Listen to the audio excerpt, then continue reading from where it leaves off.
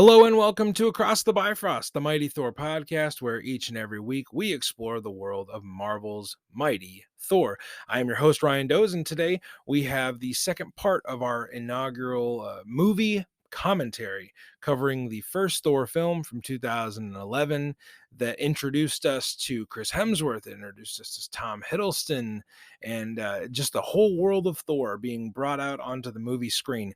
We have enjoyed so far what we've covered, the first half of the film, and I hope that you will stick around for the completion of our commentary today. Before we jump into the second half of our commentary, though, I wanted to do something that we probably should have done on the first episode of the year, but I wanted to talk about the resolutions that I have for the show. We have been doing this since the summer of 2021, and really, when I started the show, I just wanted to talk about the comics and the heroes that I love. And I didn't really have any specific goals for the show, but now that 2022 has come around, and it's the thing that we do at the beginning of every year is we set resolutions, we set goals, we set marks to tell if we've changed a habit, if we've reached a plateau. We assess where we're at and where we want to be. So in the last few weeks, I've been assessing where Across the Bifrost is at and where I would like it to be. And I want you, as the community that has been built around this show, this hero, I wanted you to know what our resolutions are. That way you can help out in any way that you feel so led to, or you can just be aware that, like, I am not stopping. I'm not pausing. I am not going to slow down with this show. I love doing this show. This is my passion project, and I just hope that we can grow it as big as possible in the 2022 year. But here are the goals that I wanted to share with you today before we jump into the second half of our commentary. So right now, for a small niche podcast like we are, we have an average listenership of about 40 unique listeners a week, which is awesome. If you are one of those 40, thank you so much. And this year, I really want to up that number to around 75, 80. I want to double where we're at right now. That way, more people can just be engaging with the show, and we can introduce even more people around this character. Since we've got Love and Thunder coming out, there's going to be some 60th anniversary stuff. I know there's some new toys that are coming out later on in the year. There's a lot of new things that are going to be happening. And if we double our listenership, my goodness, like that's double the people being exposed to some specific Thor content. So yeah, that's the kind of the goal for the number of listeners we'd like to see on an average weekly basis. And also right now we're at about 2,200 total plays, which is awesome. Like, again, for a small niche podcast like we are, we are very aware that like millions and millions of downloads is probably something that for right now is out of our reach. So we want to set a realistic goal for this year, and that is going to be 5,000 total plays. We want to reach 5,000 total plays, and that can't just be me listening to it, 2,000 more times. So as much as I would love that, I love this show. I love listening back to our old episodes, but 5,000 total plays is what I would like to hit for this year. And then the last goal is one that I really want to honestly work harder on for you as a listener. If you're an appreciator of Thor comics or Thor creators in TV and movies and all the different avenues that we've gotten this character, you'll appreciate this goal. I would love to have us be visited by a Thor creator of some sort every quarter this year. So that would be at least four individuals who have created the world of Thor and expanded upon his world for Marvel Comics, for other iterations of the Thor mythos. I would love for us to have creators on the show a little bit more so we can pick their brain and get inside the mind of someone who has added value to this character in this world. So those are the goals that I have for the show this year. Again, I will be here every week, giving you my heart and my soul when it comes to this character and his world. So that is the goals that we have set for the year. I hope that, those excite you. I hope that that is something that you can get behind and that you appreciate. And one thing I know that you will love, you'll get behind, and you'll appreciate is the second half of our commentary from the first Thor film. So I will, like I say almost every episode now, I will delay no further. Here is the second part of our breakdown of the first Thor film right now.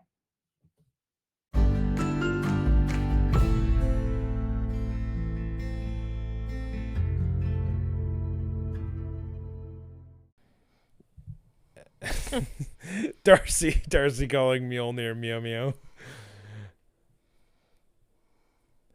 So they're consulting a children's book for reference points for Asgard and the Rainbow Bridge and Thor.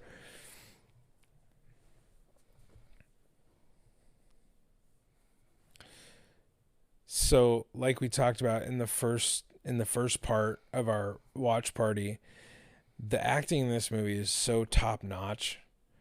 And I feel like that's something that the MCU doesn't get enough credit for across the board. It's like, oh, it's like funny action movies with big, spectacles, but like the acting is generally, the acting in these movies is so stellar. Yeah.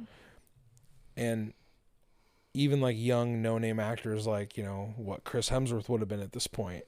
His eyes look so blue. Thor's do look. My gosh. So, what I find so funny here is that Phil Coulson is breaking down like all of the different ways, like, hey, are you like a special forces person? Like, you definitely knew how to handle yourself, and like all of the guards.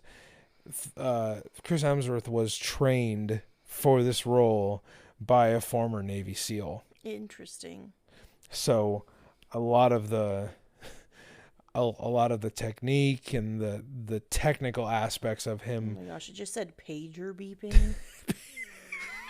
I feel like that would have been a dated reference even in 2011. A little bit. But Chris Hemsworth definitely like went all the way with the technique for this role.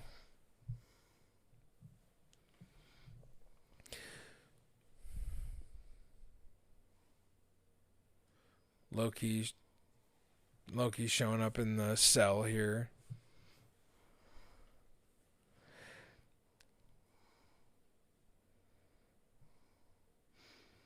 It's interesting what he's wearing. Why do you say that? Well, because it's not that he doesn't look good. Tom Hiddleston can pull off a suit, let me tell you. But yeah. It's just interesting because it's definitely like Earth clothes. Well, so that's actually something like from comics that Loki will do a lot when he shows up. Is he like fits wherever he's showing up? Yeah. So early, it makes sense as kind of like his trickster, I'm messing with you vibe, but it's just interesting because why not show up in his armor?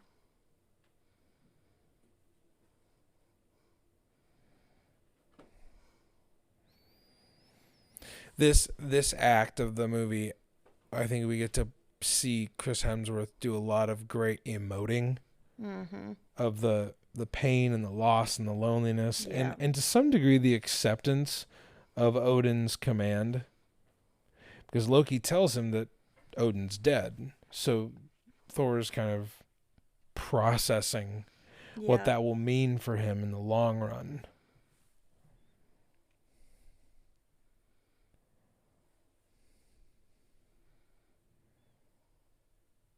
Is he actually there, though?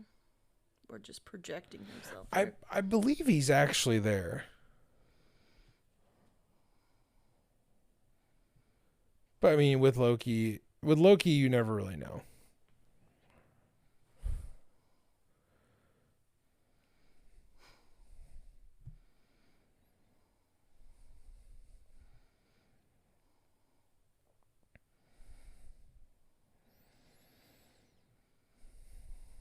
And Loki just has to try one time to lift the hammer. So is he invisible? Can other people not see him? That might be the thing where he's invisible, or maybe it's he's tricking them, or I really, again, with Loki, it could be so many different things. Yeah. Eric's gonna bust Thor out of jail, or Shield jail, I guess.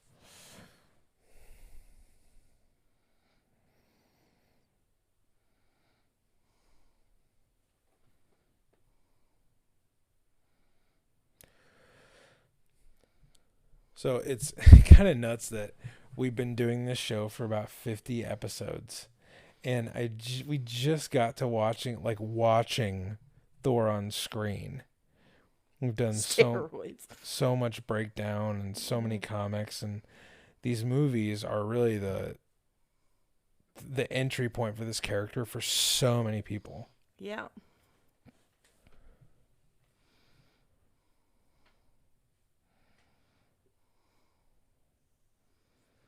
I think if I look back on the episodes we've done already, like maybe should have done this one a little bit earlier, but I'm glad we're doing it now with Love and Thunder coming out, and planning on doing the other two movies before then. Oh, good.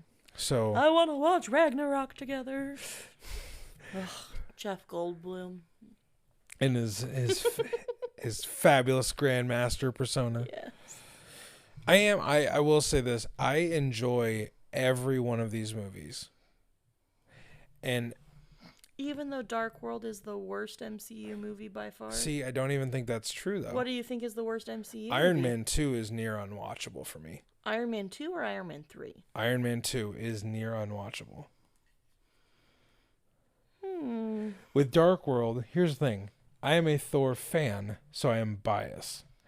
I think Dark World has some of the best Thor and Loki scenes. That's a good point. And I think when Loki dies 4 times and Thor gets so frustrated. Well, and also when they talk about when they're on the ships and they're talking about Frigga, and they're talking about their how they know who each other is, but they trust somewhere deep down they do love each other. Yeah. But they've chosen different paths. I think there are scenes in that movie that are incredibly awesome, but they'll never get the appreciation that they might get because people just brand the whole movie as a piece of crap. Yeah.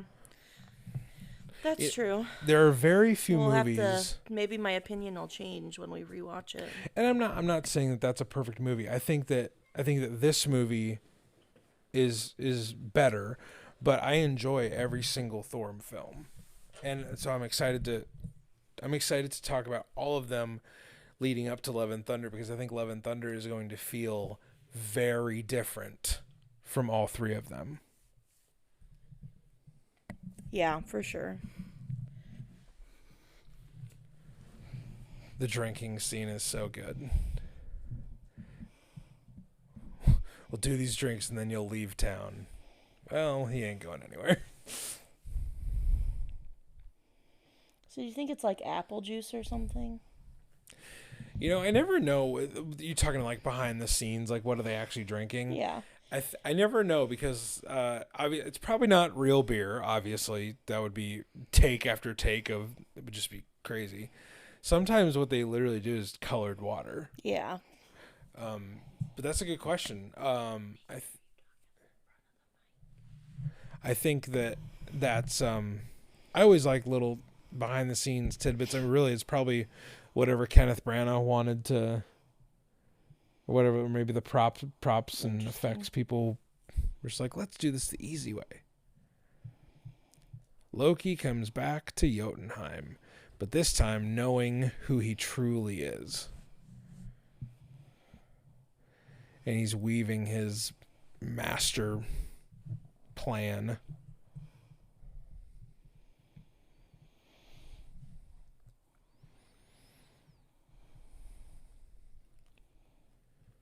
So I must have missed something, because in the very beginning it says that Laufey died, or he didn't die and he was about to die.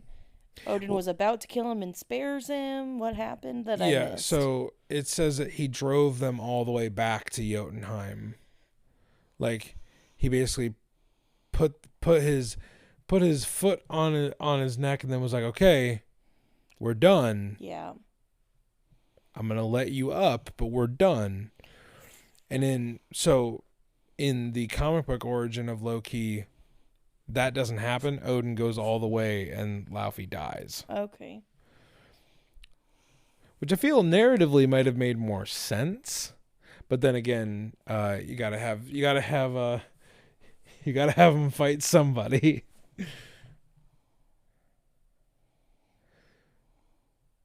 A great other this kind of lays this scene between Heimdall and Loki lays a little bit of a groundwork for a moment later on towards the end where Heimdall he respects the position of the ruler of Asgard, but he doesn't respect Loki like he respects Odin. Right.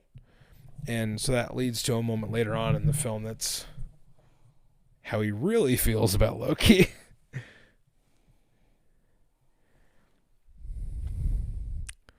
So there was a theory going on for so long that Heimdall, because of his orange tint to his eyes, that Heimdall would be connected to the Soul Stone because the Soul Stone is the orange stone. I thought that would have been very cool, but they went the other way, with the Red Skull ghost creepy guy. We drank, we fought, he made his ancestors proud as Eric is just passed out.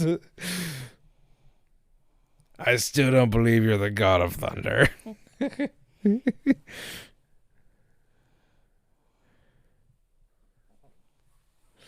Oh, man. But you ought to be. Oh, man. So this next scene is really cool because it's Jane and Thor having a moment, but they talk about the relationship between science and magic, which is really this movie in a nutshell. It's just like those are the two main themes and aspects of this movie, which I find so cool that they actually have a whole conversation about it. She has a lot of nervous energy around him. Yeah. I mean, who wouldn't? Even like some dudes are like, "No, we get it." he's an impressive guy. Yeah.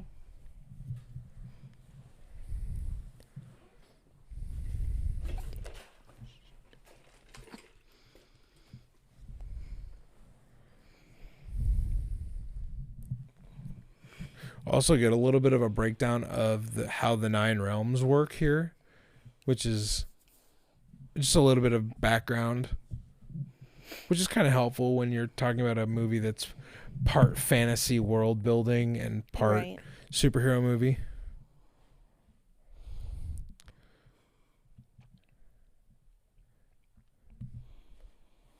It's just a really good character building scene for them.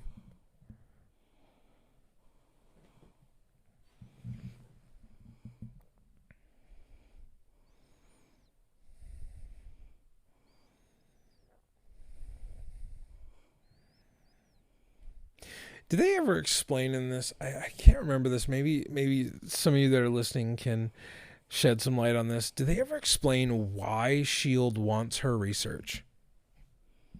Is it just to explain the anomaly of the hammer, or is it for something else? Does that play into Avengers at all? When they use the cube when they use the Tesseract? I can't remember. I honestly haven't seen Avengers in so long. That movie will always have a special place in, I think, movie history. Yeah. Because it was like the first time that all these separate franchises were going to come together.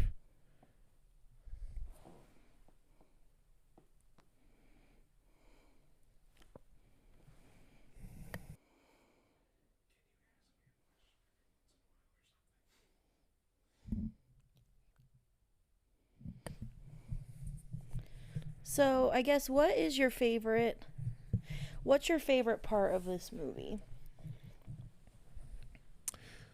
It's a good question. I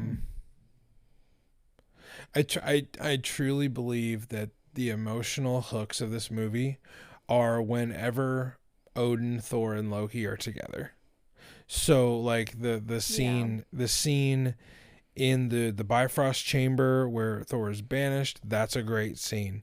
Later on in the movie, as they're fighting on the Bifrost, and Loki, has his decisive moment. Anthony Hopkins and Chris Hemsworth and Tom Hiddleston together in a scene, that's probably my favorite scene. Really anytime you also get to see the big Asgardian set pieces. Yeah. Like whether it's a wide shot of the realm itself or even like seeing the destroyer at the end. Jotun, I love the visuals of this movie. It's a very beautiful movie. Yeah, and I think that's another thing that the Phase 1 movies don't get enough credit for, is being visually representative of the film that they're doing. Like, this is a sci-fi fantasy movie. So it's shot like a sci-fi fantasy movie. It looks like it. There's not one time here that I'm like, man, I wish this movie looked more like Captain America. Whereas like Captain America is done like a very gritty wartime movie, like, which it's supposed to be. It's which it is. So I think it's done in this very like Saving Private Ryan, Band of Brothers style. I just love that stylistically these movies are true to the subgenre that they're trying to evoke. Because it's first and foremost a superhero movie. Right. But then there's these underlying tones of, but also it's a lot of sci-fi and it's a lot of fantasy. Yeah.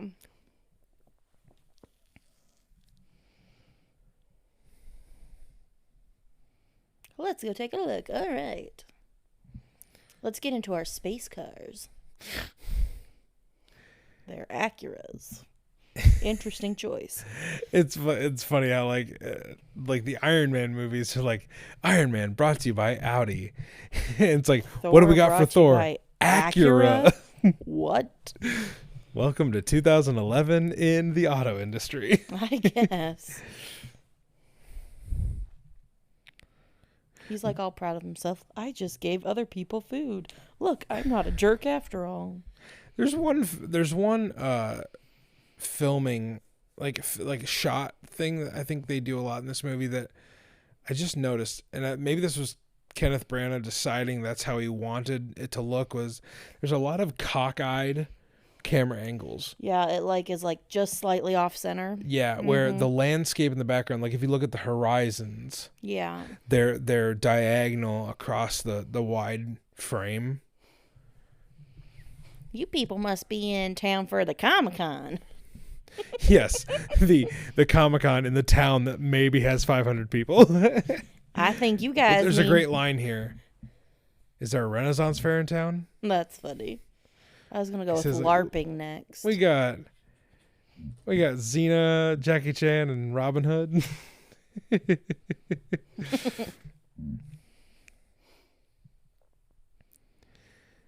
And the Warriors 3 are. I mean, there they are. We found you. As they show up, just. Oh my gosh, they're just so happy to see Thor, and everybody else is stunned. Lady Sif and the Warriors 3.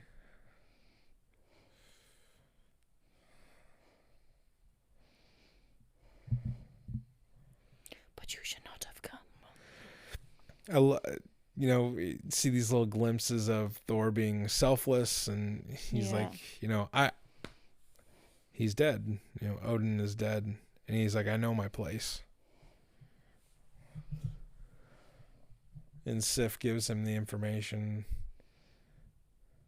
and now all I can think of he knows he's been lied to. In the Loki TV show where Loki's in that time warp where it keeps replaying the time loop of Sif being mad that he cut her hair. That's all I can think of when I see her. That was a great cameo for Jamie Alexander. It was.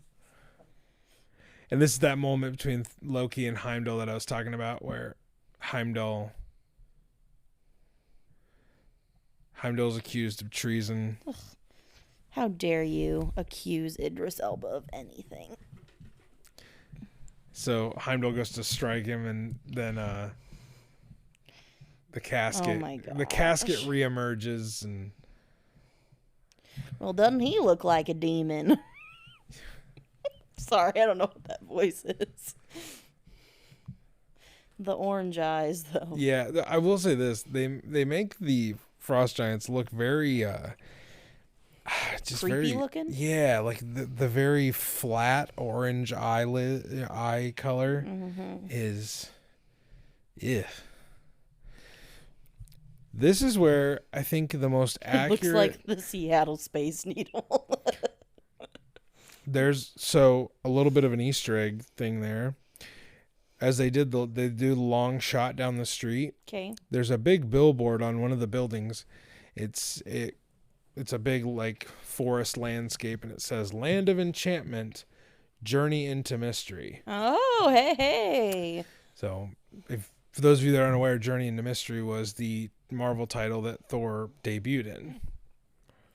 Tessa has joined us once again. Oh, welcome back, Tessa. Your namesake is on the screen, Tess.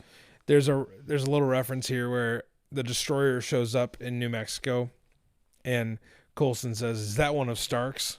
Oh yeah. Because the destroyer's a big suit of armor. It looks like an Iron Man. And it looks like a 9-foot tall Iron Man suit. Oh man. So Thor does the selfless thing where he's going to help people get to safety, and this is kind of the beginnings of him re-earning the hammer. You can eat later. As Eric's evacuating people. There's the Dr. Pepper sponsorship product placement. Little product placement there. USA Today. I wonder if yeah, big USA Today fans. 7-Eleven. Yep, 7-Eleven. I think was it Dr. Pepper? I think Dr. Pepper had like a series of cans that you could get. Oh, that'd be cool, yeah. Volstagg takes the hit there.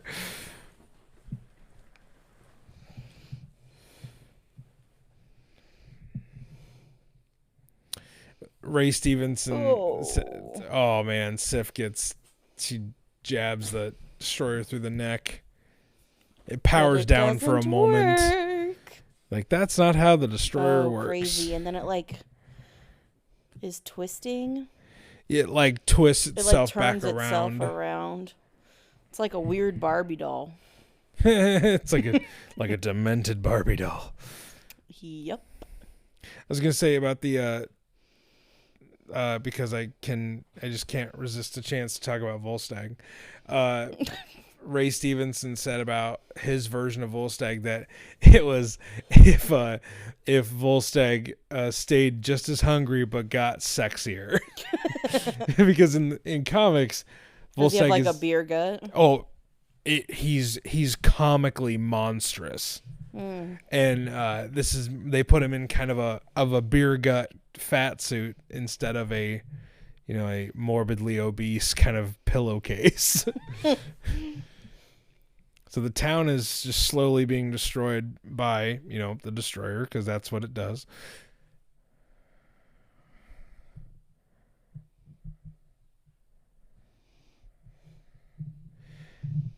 I love these little character moments that he gets with Sif throughout the fight scene, and it really is sad because she loves him. They highlight that just incredibly in the Dark World.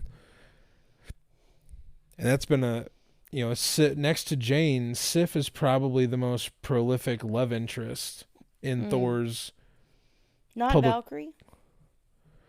What? Valkyrie. No. Like in Ragnarok?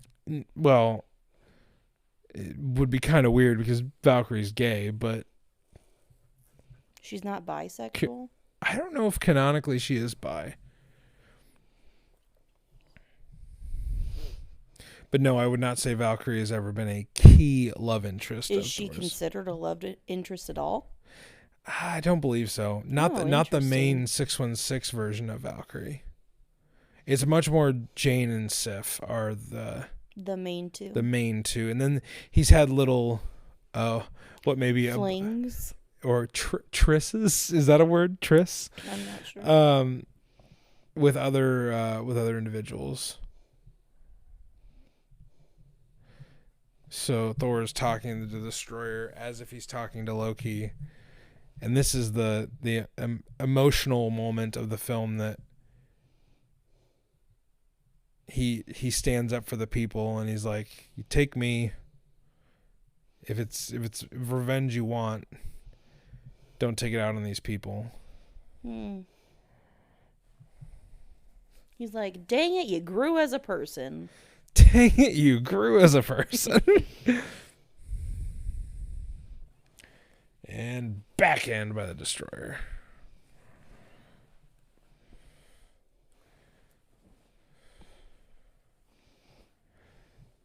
And just his face gets all mangled up.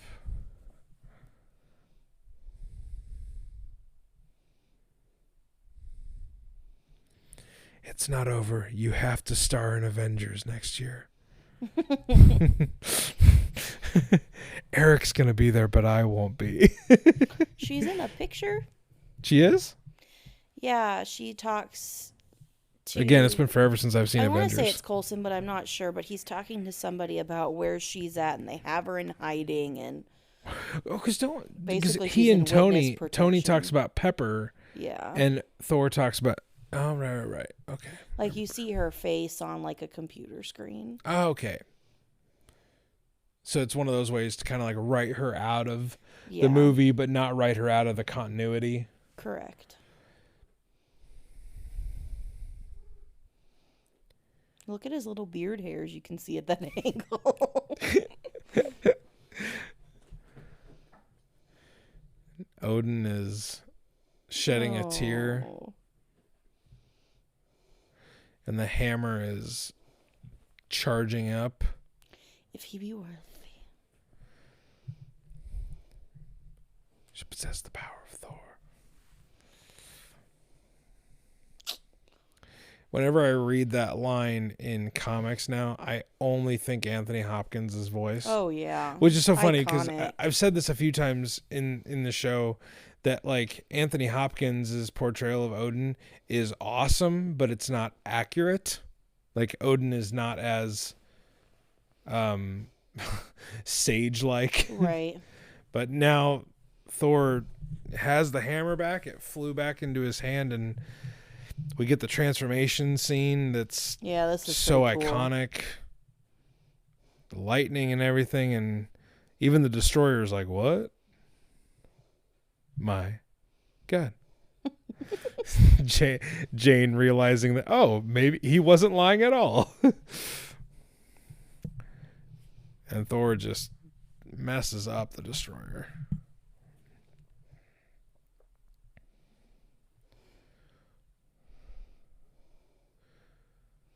Run away! This is a very interesting way to take care of a very powerful obstacle like the Destroyer. He basically summons this whole thunderstorm. Yeah. Almost like a tornado, and sucks the Destroyer up into it. Yeah, like a vortex. And they have their fight in the middle of this, like Kim said, vortex. And Thor jams basically. That'd be a sweet name for a superhero, by the way. Vortex? Yeah. Okay. Noted. Coming soon. And some ambitious writer is listening to this. Lukewarm Podcast Productions. Yeah, that's a great line. Jane, is this how you normally look? It's a good look.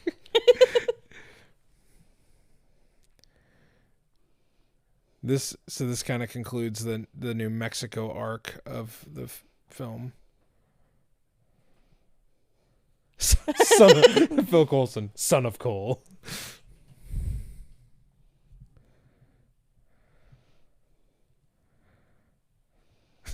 Taken, stolen, borrowed. So this establishes Thor's connection, at least, with S.H.I.E.L.D. Yeah. That he knows who Coulson is. Suki, it's the finale and your body's in the way. Suki, we want to watch the final fight between Thor and Loki. So Crazy orange eyes. Loki lets the ice giants back in, and they're going to go take care of Odin. Suki just winked at me, so I'm not sure what that means, but Creepy. the ice is cracking on Heimdall. That's just how hot Idris Elba is. Oh, good grief. His hot DJ skills. No, just his hotness. Yep, just his natural Beauty. look, the natural beauty of the Idris Elba in his habitat. I think one of the most incredible things about this movie is believing that they fit all those people in that van. Oh my goodness, so cool. And Heimdall takes care of a few Yep. ice giants.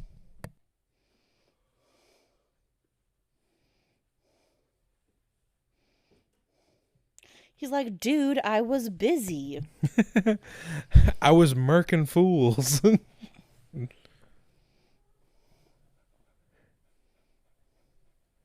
He pulls her close to himself very assertively. Mm-hmm. I Oh my cannot gosh. wait Are to they- see her as. Oh. I cannot wait to see her as Thor. There it is. There it is. Gosh, she's really going for it.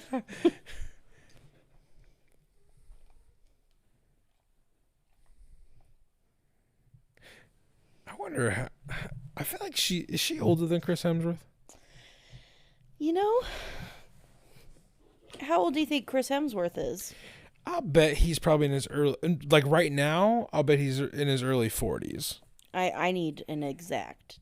I need an exact. I am year. gonna guess that Chris Hemsworth, as of the first few weeks of 2022, I'm gonna guess he's like 42.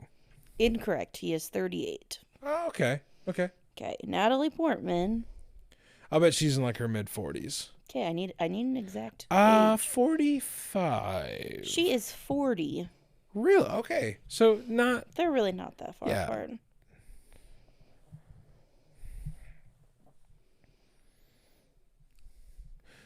So with Laufey getting all the way into Odin's chamber, he thinks that he and Loki are still in cahoots. And this is where Tom Hiddleston really draws in to the Loki Tricking everybody. as the trickster. Yeah.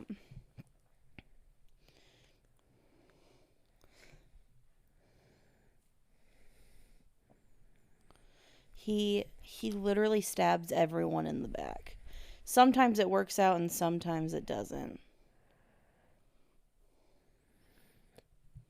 And he's trying to present himself as the hero of Asgard, Right. so that basically his claim to the throne won't be challenged. Right. But Thor literally just walks in the door, and he is not happy. He angry. He mad, bro. He mad at his bro.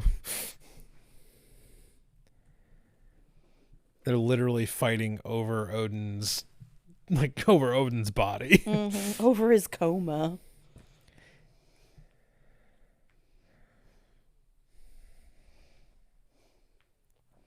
The Well, weapon that Loki uses there is Odin's like scepter spear. thing.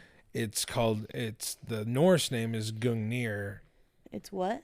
Gungnir. Gungnir? Gungnir.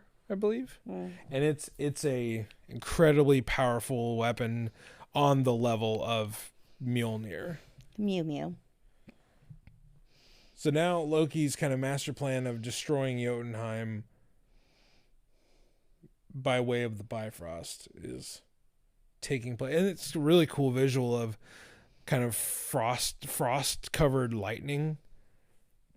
I kind of forgotten how cool that looks. It looks like a tree. Yeah, it looks like a frost covered tree with big old Mm-hmm. lights in the middle of it. Yeah.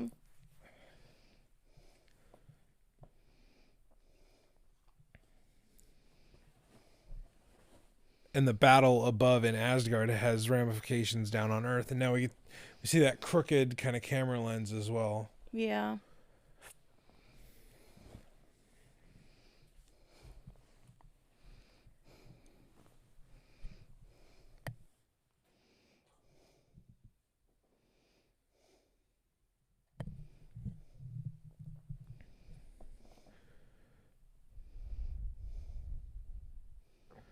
Loki's master plan, as he verbalizes it, he literally wants Odin to look at him the way that Odin looks at Yeah, Thor. he wants acceptance.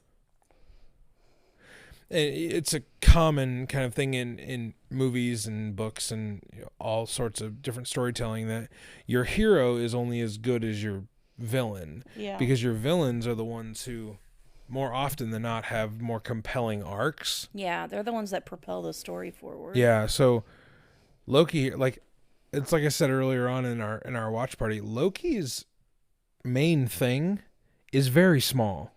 Like he just wants to be accepted. He knows he doesn't belong naturally because Yeah. he's not a natural born Asgardian, but he just wants to be accepted like Thor is accepted. Yeah. And it leads to just so much pain and It's like so much pent up conflict. anger. And then if you extend it further into the Avengers movie, he's willing to try and conquer Earth Yeah. just Trying to prove prove himself. himself. Yeah, Jinx. yeah. Jinx again. You owe me a Coke. I love this fight scene. It's kind of the contrast of styles. It looks very Force-esque. Everybody's flying through the air. Yeah, I mean they're definitely super powered beings. I always think it's interesting seeing the rainbow bridge from the side, like seeing how thick it is. Because it's a literal bridge. Mm-hmm. There's Thor getting tricked again and again Yeah. and again and again. They know each other so well. They've literally been training against each other since they were boys.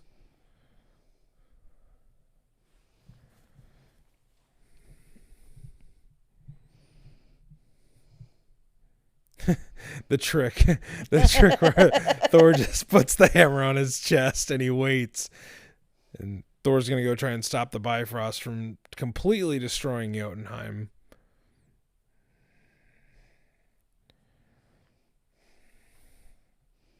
We'll see what's gonna happen. It's one of those things where he realizes the There it is, babe. Ding, ding, ding, ding, mighty ding. Thor. Yep.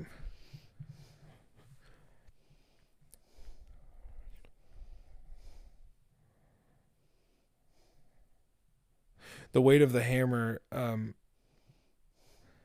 because of its nature, it's just immensely heavy. Yeah. Even without the enchantment.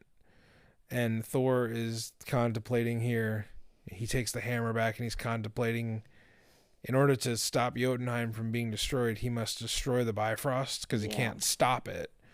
So he's got to destroy it, which means that he won't be able to go see Jane. So it's a sacrifice. It's just a continuation of his humbling.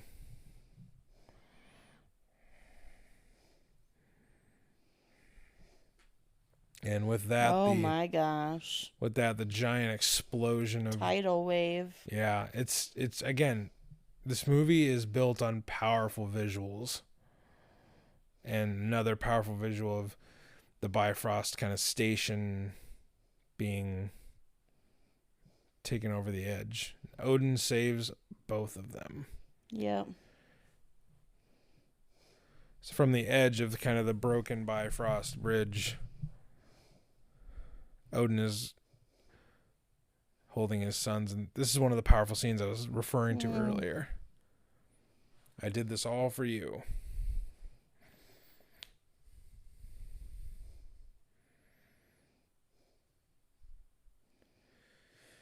Oh man, this scene gets me every time. So emotional. Because Loki lets go. And again, the reason why Thor like screams no at him as he lets go is he thinks he dies. Well, and he does love him. Yeah. It is his brother. It is a sibling rivalry played out on a cosmic scale. You know, and they're these, you know, these god level beings, but they're still the boys. Yeah. That trained and played together when they were kids. It's why Thor never truly ever gives up on Loki. Yeah.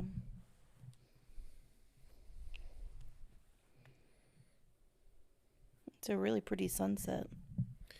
Yeah, again, the wide shots in this movie are so great. Yeah. They do a good job of conveying like the beauty and the scope of these movies. I think one word that as the movie kind of slows down and we kind of wrap up our feelings about the movie, I think what this movie does really great is it shows you a picture of the grandeur of not only Asgard, but also the grandeur of the small moments. Like how even in small little character moments or scenes from a small town in the middle of nowhere, there can still be majesty and grandeur there. So it's different kinds of the, you know, the glory and the bigness of the moments. So right there, right next to Jamie Alexander in that scene is Mr. Walt Simonson, who is a prolific Thor creator from the 80s. Frigga's dress is really beautiful there.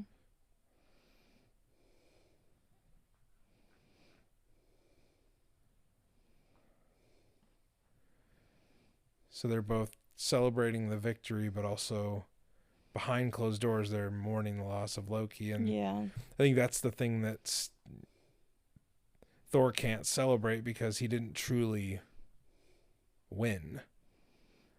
He lost Loki and he lost Jane. Yeah. I don't remember how this ends. It's been so long. Yeah. This is, I feel like, a very iconic shot, too. Yeah, of Odin and Thor looking out beyond the edge of the city. And Thor has finally been fully humbled. Yeah. But it's not an embarrassing, it's not a humiliation. No. It's I think it was at first. Yeah. Oh, absolutely. His banishment is meant to humiliate him, but now he comes back confident and humble, not arrogant and humiliated, which is just again, the reason why I love these Phase 1 movies is because they tell very simple stories. And, you know, we're not worried about Infinity Stones yet. We're not worried about all these other grand things. It's just a story of someone becoming worthy. Yeah. And, you know, learning true humility. And there's Heimdall. Yep. At the edge of the broken Bifrost. Such a deep, almost like bellowing voice. Yeah.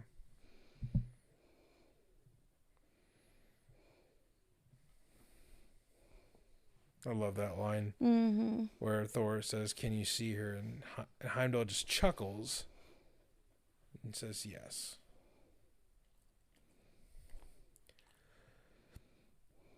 She searches for you. Hmm. Cute smile there at the end. And then we roll credits. So, having not seen this in so long, Produced by Kevin Feige. There you are. what were kind of some of the thoughts you walked away from on this viewing? I think I really enjoyed Odin's parts. Yeah. Anthony Hopkins is just incredible. Yeah, he gave this movie credibility Yeah. from a gravitas Yeah, point that's of a view. great word for it. I also think too, like you've said probably 3 or 4 times with Thor, Loki, and Odin together. Man, I really love that combination. Tom Hiddleston is just incredible. And I was thinking about this, like, we're supposed to come away from this loving Chris Hemsworth, and really the big breakout star was Tom Hiddleston. Was Tom Hiddleston, yeah. I feel like you have way more Loki fans than you have Thor fans, and that's Of movies in the movies of yes. this current iteration, absolutely. And that's just Tom Hiddleston is incredible, and they play so well together, him and Chris Hemsworth. Darcy's always great. Gosh, she's so funny. They took my iPod. Took my iPod. I am now even more curious though to see Natalie Portman return. And I think that's what's a little hard for me is the Thor I've seen the most is Thor Ragnarok, and she's not in it. Yeah. So I don't really have, like, I've seen this twice, and I've only seen Dark World once. So, yeah, I'm excited to watch the other ones in preparation for Love and Thunder, but also kind of see, like, how it moves through Jane more. Yeah, how they reincorporate her. Yeah. What she's been up to. Because, Yeah. I mean, Dark World, I believe Dark World came out in 2014. You want me to look it up? It's 2014 or 2013. So she has not been in a Thor film for 7-8 years. Yeah. And for her to come back into the projects, with this character, I think is going to be very. It's 2013. 2013. So it's been 8 years. It'll be 9 years. It'll be 9 years. 9 years. Yeah. So almost a decade. And I think it's just going to be so good because her as an actress, she has not slowed down as an actress. No. I mean, she is at that point in her career where she can really do anything she wants. Yeah.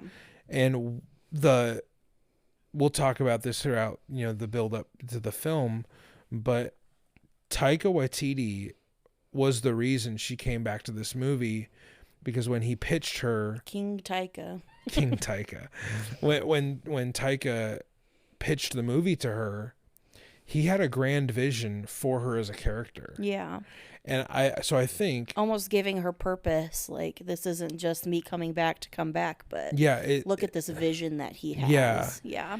And really there's so much that's going to come into this film, and so to go back to her first steps into the character was really refreshing to see, because I think it'll be fun to see some of these character things, these character moments, these lines, these foundational building blocks get built into her now becoming more of the superheroic version of the character.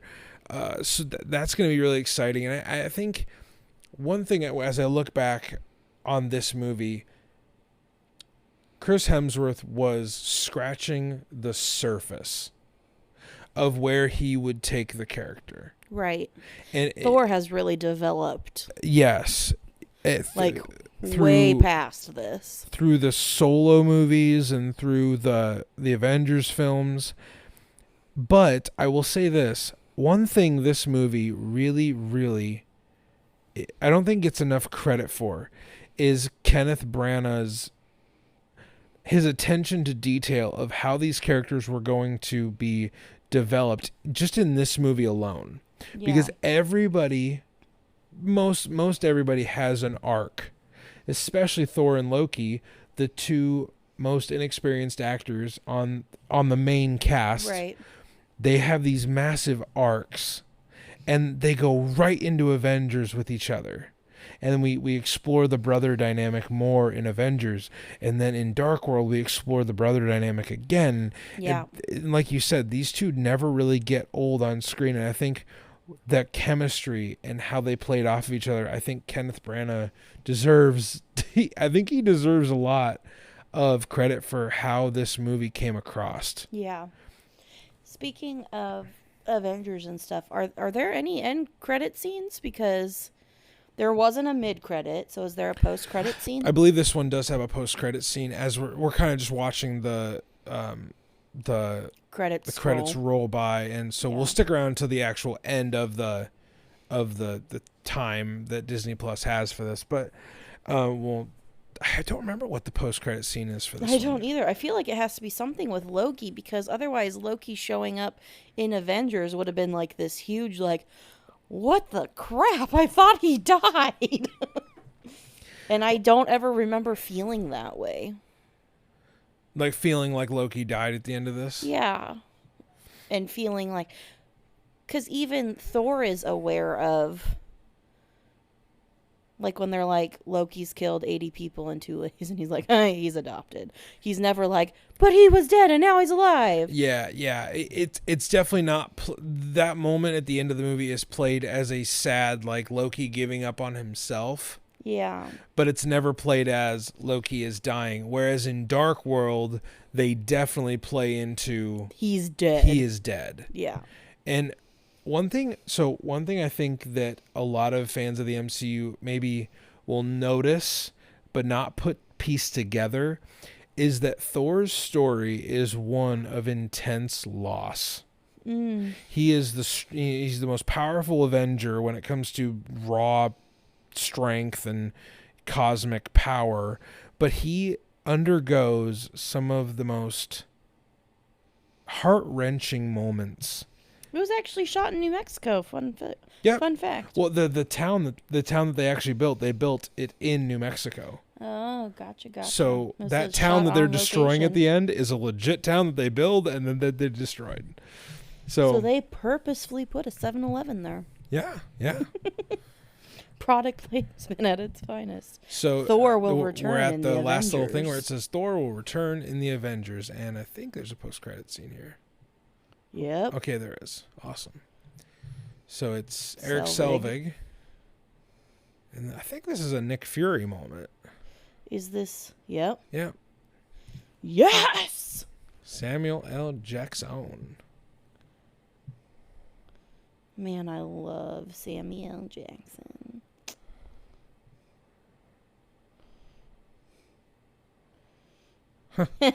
We are. Nervous laugh. Hearing about the... Okay.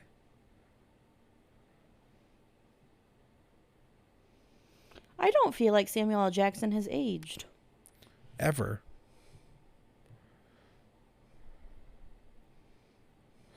So this scene sets the stage for why Eric is helping S.H.I.E.L.D. at the beginning of Avengers. Okay, and then that obviously connects us to how Loki shows up and... Okay. Yeah, but it doesn't... So it's the Tesseract. Right.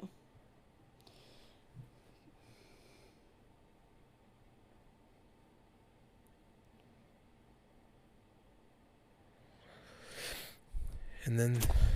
There he is. He's just looking at it. There's Loki.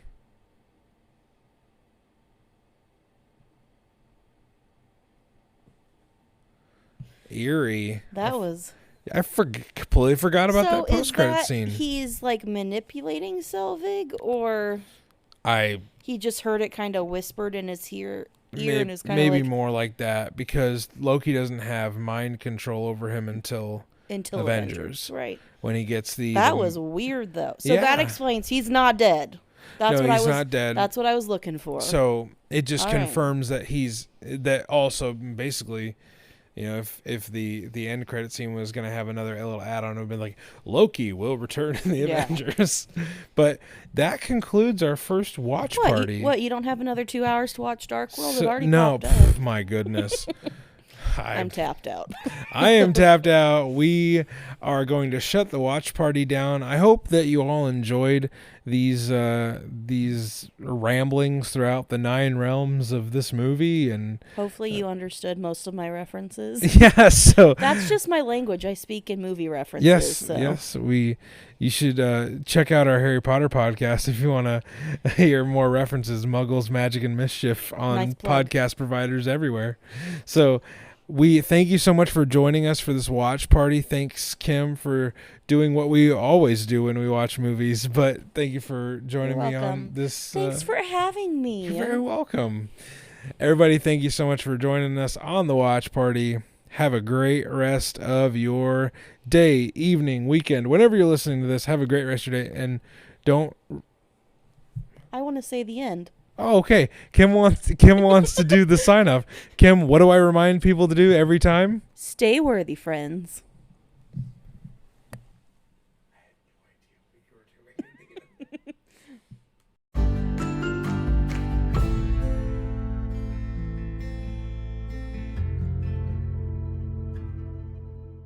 Well, everybody, that is going to do it for our first movie commentary. We wrapped it up, and I hope that you enjoyed this 2-part adventure through the first theatrical Thor film. It was a lot of fun to do, had a great time recording it. I hope you had a great time listening to it. We are going to go and do Dark World in a few months, and then right before Love and Thunder, we're going to do Ragnarok. Leading up to the summer, we're going to do every Thor film in the MCU, and we might even throw out some special other appearances of Thor here and then on the Patreon account. We might do the Avengers movies. Who knows? The possibilities are endless. Thor is all over the MCU.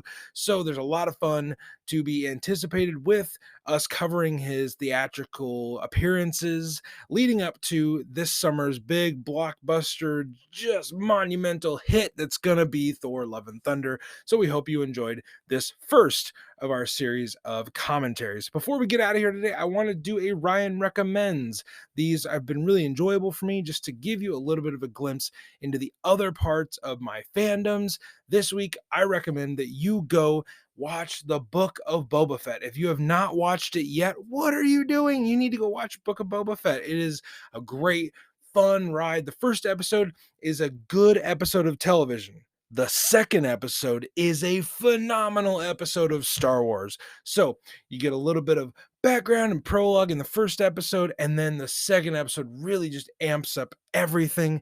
You get all those warm, fuzzy Star Wars vibes. It is a great show. I can't wait to see how this whole wild adventure with Boba Fett concludes in a few episodes. If you're not watching it, what are you doing? Go watch it right now.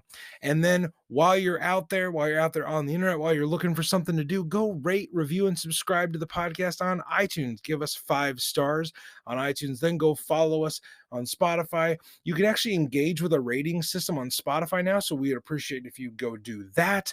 And then you can go join us on our social channels. Go join us at Mighty Thor Podcast on Instagram, and go join our free Facebook group.